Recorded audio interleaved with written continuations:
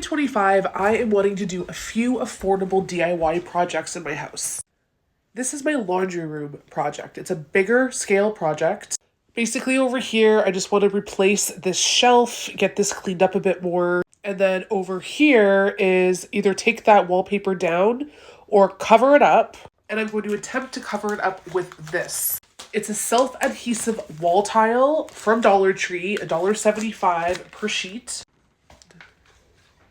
Something like this. So let's see if this works. Hairstyle change. Okay, so I'll show you what I've done so far.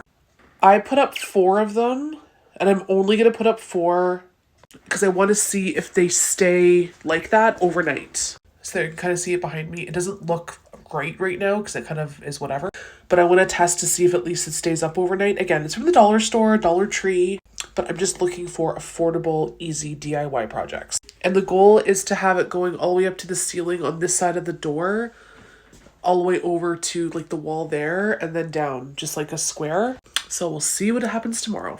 Okay, it's now the next day.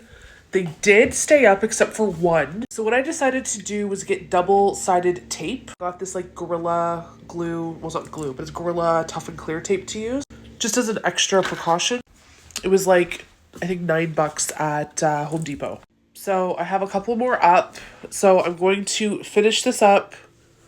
I'm trying my best to do it straight and to have it whatever over there. I can tell it's a little, actually no, it's not that bad actually. So yeah, I got a few more today. Again, $1.75. You cannot beat that.